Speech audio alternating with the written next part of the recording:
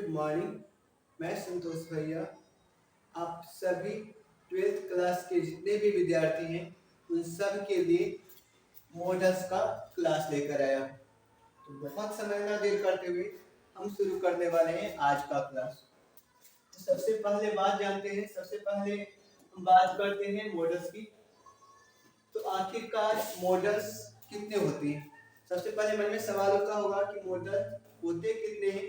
तो आपको जान लेना चाहिए कि मॉडल्स की कुल संख्या कितनी है? 10। मॉडल्स की कुल संख्या कितनी है? 10। जिसमें may might, can, could, will, would, shall, should, must और ought to, यही है जो मॉडल्स है आपका। तो मॉडल्स की कितनी संख्या हो गया? 10। कौन कौन? May, might, can, could, will, would, shall, should, must और ought to। मगर हमारे मन में सवाल उठता है कि मॉडल्स का उपयोग हम कहाँ कर सकते हैं? आखिरकार मॉडल्स का यूज कहाँ होगा? तो उसके लिए हम अगली स्लाइड की तरफ बढ़ते हैं। तो हमारा अगला मॉडल्स का उपयोग हम कहाँ कर सकते हैं वो बताते हैं आपको। तो मॉडल्स का प्रयोग हम बहुत सारे वेज में कर सकते हैं। मॉडल्स का उपयोग हम बहुत सारे वेज में कर सकते हैं। कब कर सकते हैं? यदि किसी सेंटेंस का सेंस क्या निकल रहा? एबिलिटी निकल रहा, योग्यता। अगर किसी भी सेंटेंस में अगर योग्यता बताने के लिए उपयोग किया जाएगा, अगर योग्यता बताना हो तो हम मॉडल्स का प्रयोग करेंगे। पॉसिबिलिटी संभावना, ड्यूटी कर्तव्य और सजेशन, एक तरह के सजेशन मतलब सुझाव देने के लिए मॉडल्स का उपयोग होता है। तो मॉडल्स का उपयोग कहाँ-कहाँ कर सकते हैं?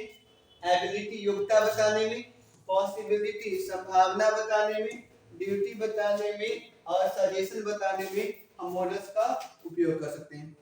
तो इसके बाद हम अब आपको आगे क्या बताएं? तो अब हम आपको बताने वाले हैं कुछ गलतियां जो हम मॉडल्स को पढ़ते वक्त करते हैं। तो अब हम बताने वाले हैं मॉडल्स का कॉमन एरर। पहला कॉमन एरर क्या है कि मॉडल्स पर किसी भी सब्जेक्ट का प्रभाव नहीं पड़ता है, इसलिए यह एग्रीमेंट नहीं करते हैं। मॉडल्स का पहला कॉमन एरर क्या है कि मॉडल्स पर किसी सब्जेक्ट का प्रभाव नहीं पड़ता है, मतलब और यह किसी के साथ कोई एग्रीमेंट नहीं करता है। मतलब इसका मतलब कहने का मतलब ये है, इसके कहने का मतलब क्या है वो मैं आपको बताता हूँ। इसके कहने का मतलब ये है कि सब्जेक्ट के रूप में सब्जेक्ट चाहे जैसा भी हो, जैसे में सब्जेक्ट में चाहे तो वो सिंगुलर हो या प्लुरल हो, या वो फर्स्ट पर्सन का हो, या वो सेकंड पर्सन का हो, या वो थर्ड पर्सन का हो, इन सब के साथ आप मॉडल्स लगा सकते हैं। वो तो अलग बात है, मगर मॉडल्स कौन सा लगेगा? तो इन सब के साथ आप कोई भी मॉडल्स का प्रयोग कर सकते हैं। तो ये बात समझ। पहला हमारा कॉमन एरर क्या कहता है कि मॉडल्स का किसी भी सब्जेक्ट पर कोई प्रभाव नहीं पड़ता है। मतलब चाहे सब्जेक्ट सिंगुलर हो या प्लुरल हो या फर्स्ट पर्सन का हो, सेकंड पर्सन का हो या थर्ड पर्सन का हो, मतलब चाहे सब्जेक्ट जैसा भी हो उस सब के साथ आप मॉडल्स का प्रयोग कर सकते हैं। और कोई भी मॉडल्स का, जैसे जैसे मैं आपको बताना चाहूँ तो जैसे में आई हो, सब्जेक्ट के रूप में आई हो, वी हो, यू हो, दे हो, ही हो या कोई भी हो, इन सब के साथ कैन लगा सकते हैं, कुड लगा सकते हैं, मे लगा सकते हैं या माइट का प्रयोग कर सकते हैं। चाहे ये इसका रूल होगा। तो हमारा पहला रूल क्या है? मॉडल्स पर किसी भी सब्जेक्ट का कोई प्रभाव नहीं पड़ता है। मतलब चाहे कोई भी सब्जेक्ट हो, आप कोई भी मॉडल्स का प्रयोग कर सकते हैं। तो ये हमारा पहला कॉमन एरर था। दूसरे कॉमन एरर की तरफ बढ़े उससे पहले मैंने आपके लिए कुछ एग्जांपल हमने आपके सामने प्रस्तुत किया है, उससे आप पढ़िए। उसके बाद इसमें सही कौन है गलत कौन है ये आपको बताना है।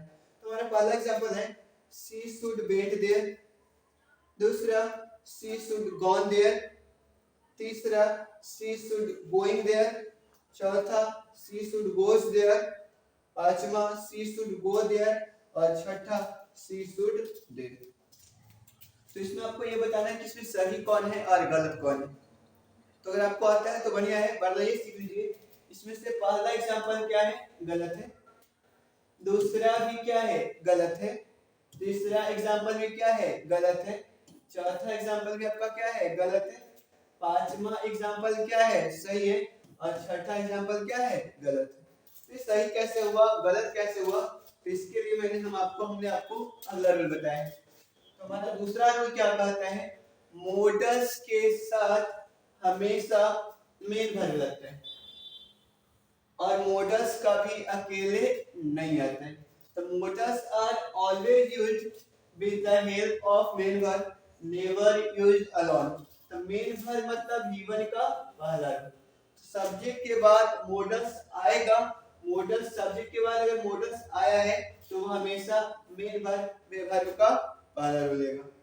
जैसे मैं सी शुड सब में एक ही के साथ मैंने सब लिख दिया है, तो she should gone, went, goes, going there, ये आपका क्या होगा, गलत होगा। और दूसरा आपका क्या होगा, सही। तो हमने पहला रूल पढ़ा कि मोडस क्या किसी भी सब्जेक्ट पर कोई प्रभाव नहीं पड़ता है। दूसरा, अगर किसी सेंटेंस में मोडस आया है तो वो हमेशा अपने साथ कौन सा वर्ब का के रूप लेगा, पहला रूप लेगा। आइए अब हम चलते हैं अपने तीसरे रूल की बात करूं उससे पहले हमने आपके लिए कुछ एग्जांपल प्रस्तुत किया है। देखिए आप, she should to go there, I will to reduce. बताइए इसमें सही कौन है और गलत कौन है। तो अगर आपको आता है तो बढ़िया है, वरना मैं आपको बताता हूं। फर्स्ट एग्जांपल आपका गलत है, दूसरा भी क्या है, गलत है। तो इसका रूल क्या है, तो इसका रूल सिंपल सा रूल है, मोडस के बाद after modus two is not use. तो मोडस के बाद टू का प्रयोग नहीं होता है। हमारा तीसरा रूल क्या है, मोडस के बाद हम भी यानी कि हमें कहता है कि टू का प्रयोग नहीं करेंगे। तो you should to read English, ये क्या होगा, गलत होगा। परंतु अगर आप इसे सही करना चाहते हैं तो टू को हटाइए और फिर आपका क्या हो जाएगा, सही हो जाएगा। उसी प्रकार अगर ये ऐसे ये क्या है, गलत है, मगर सही करना चाहते हैं तो टू को काट करके आप इसे क्या कर सकते हैं, सही कर सकते हैं। तो आइए अब हम अपने चलते हैं अगले एग्जांपल की तरफ। हमारा अगला एग्जांपल है, वो देख लीजिए यहाँ पे। हमारा अगला एग्जांपल है, you should must go there. दूसरा, you can must solve this problem. और तीसरा, you should and must go there.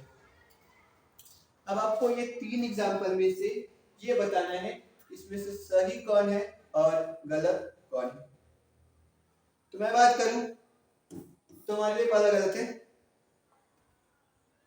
दूसरा भी गलत है, परंतु तीसरा क्या है, सही। मैंने भी सवाल उठाया कि सही कैसे हुआ, गलत कैसे हुआ। तो उसके लिए हम चलते हैं अपने अगले रूल की तरफ। तो हमारा अगला रूल क्या कहता है, हमारा अगला रूल कहता है कि double modus should not be used together। मतलब एक सेंटेंस में आप डबल मोडस का प्रयोग नहीं कर सकते हैं। मतलब एक सेंटेंस में आप दो मोडस का प्रयोग नहीं कर सकते हैं। परंतु नोट में दिया हुआ है यदि दो मोडस को एंड के साथ जोड़ दिया जाए तो वह सेंटेंस क्या हो सकता है, सही हो सकता है। तो देखते हैं एग्जांपल। पहला, you should must go there, क्या होगा, गलत होगा, क्योंकि यहाँ पर शुड भी क्या है आपका, मोडस है, और मस्ट भी क्या है, मोडस है, इसलिए आपका फर्स्ट एग्जांपल क्या हो गया, गलत। दूसरा, यू शुड गो देयर, इसमें केवल एक मोडस है और मोडस के बाद वर्ब है, तो ये आपका क्या होगा, सही होगा। तीसरा भी सही होगा क्योंकि you subject, must model, V1 verb, और ये आपका अदर वर्ड है, तो ये भी आपका क्या होगा, सही होगा।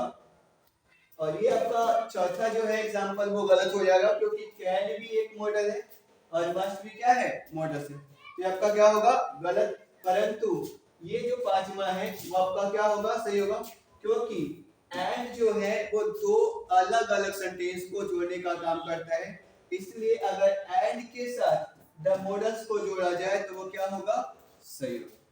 ये था हमारा चौथा रूल। आइए अगले रूल की तरफ बढ़ते हैं। अगले रूल से पहले आप देख लो कुछ है example. If you will read you can pass, if you will read you pass, या if you read you will pass. तो आपके पास ये तीन ऑप्शन है जिसमें आपको बताना है कि फर्स्ट राइट, सेकंड राइट या थर्ड राइट, कौन सा राइट होगा। तो मैं आपको बताने का प्रयास करूं तो पहला गलत है, दूसरा भी गलत है, परंतु तीसरा क्या है, सही है। सवाल होगा कि सही कैसे हुआ, गलत कैसे हुआ, तो उसके लिए चलना पड़ेगा हमें अपने अगले रूल। हमारा अगला रूल क्या कहता है कि मॉडल्स का प्रयोग हम कंडीशनल सेंटेंसेस के साथ तो कर सकते हैं, इफ अनटिल अनलेस ये कंडीशनल वर्ड है, तो कंडीशनल सेंटेंस में तो हम मॉडल का प्रयोग करेंगे, परंतु कंडीशनल अगर वर्ड आता है तो उसके साथ आप मॉडल्स का प्रयोग नहीं करेंगे। तो जैसे में इफ आ गया, इफ यू विल रीड, तो यहाँ पे अगर इस तरह से you will read you can पास, तो ये सारा जो होगा कंडीशनल सेंटेंस के साथ आप मॉडल्स का प्रयोग नहीं करोगे। कंडीशनल सेंटेंस में मॉडल्स आता है, परंतु अगर कंडीशनल वर्ड आ जाए तो उन सब के साथ मॉडल्स का प्रयोग नहीं करेंगे। तो कुछ एग्जांपल यहाँ पे दिया हुआ है, स्ट्रक्चर दिया हुआ है, if subject given other word, ये आपको कौन से सेंटेंस को बता रहा है, कौन से टेंस का सेंटेंस है, प्रेजेंट टेंस का। इसके बाद जो आने वाला मॉडल्स होगा वो subject will, shall, can, may, might plus given plus other word होंगे। तो इसका पहला था। दूसरे की तरफ बढ़े तो इफ, दूसरा है